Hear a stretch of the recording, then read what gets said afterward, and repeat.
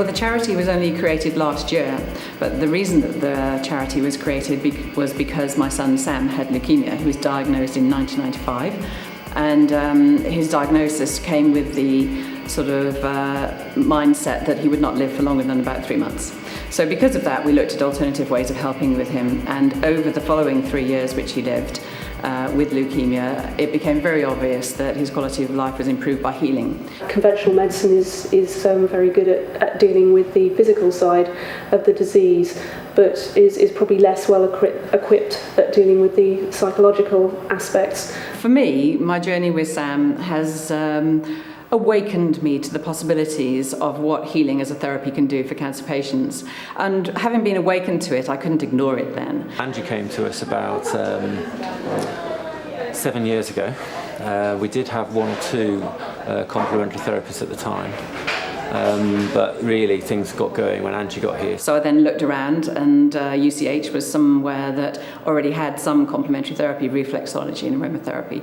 So I went knocking on their door, and much to everyone's amazement, I think really I was given the opportunity to prove a need. So we appointed Angie as manager of the service, and since then we've expanded exponentially really. We've gone from about 1 therapist to about 6 or 7. Healing is used here at the hospital as a support mechanism for the patients and the families. And it's a hands-on therapy, so we're actually touching the patient at different parts of the body, and the energy is actually transferred from the healer to the patient. Well, it's just made me feel better as a person. It like lifts you, because you can really get down in these places, and it just makes you feel happier. And yeah. I call myself quite a sceptic at the beginning, but you see the results and you can't question the results. Headaches, severe headaches, and complementary therapy helps his pain to be relieved. I think we see patients benefit physically and psychologically in many, many different ways. I've seen experienced doctors call for the healer to help support a child having a cannula put into a vein.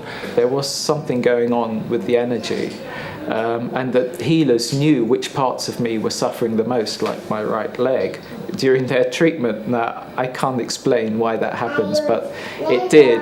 So it gives an overall support to all family members as well as the patient. I felt that I could deal with what I felt inside with Ryan, because I used to get quite upset, and I remember Graham was, he was very supportive. If your loved one is going through, what Annie went through, you don't feel it physically, but emotionally you're suffering as well. If you're dealing with patients' mortality and you're dealing with them potentially dying, then you have to have some sort of resource and time available. Angie benefits us guys because she kind of fills a void really with her team, But as busy nurses, we don't always have that time to facilitate that type of care.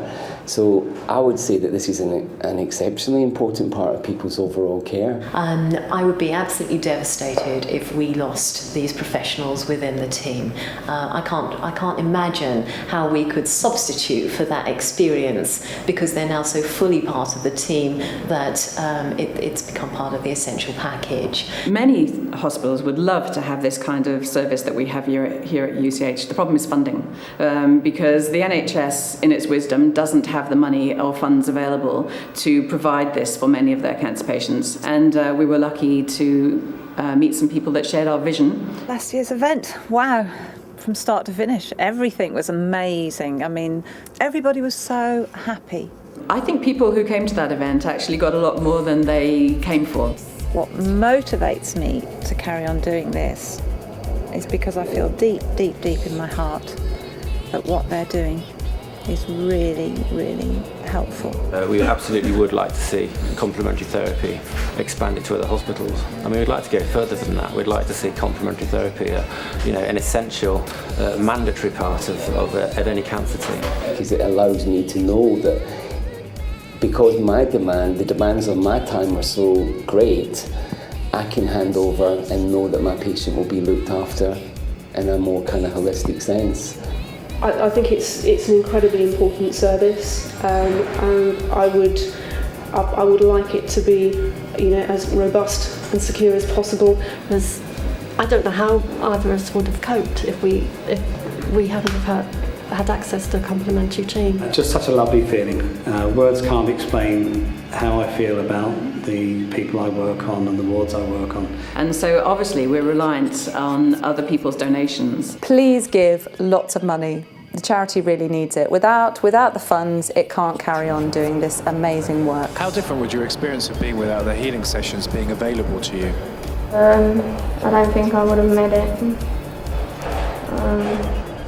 It meant so much to me. Seeing these healers, who I hadn't known before, they took me to a different place, somewhere else, out of that isolation room. And that's what I really needed. If I didn't have, maybe the Reiki wasn't there, I might have fell behind. I might not be here. Just speaking to him's nice as well. Just really nice people. Wish I could do something to help them.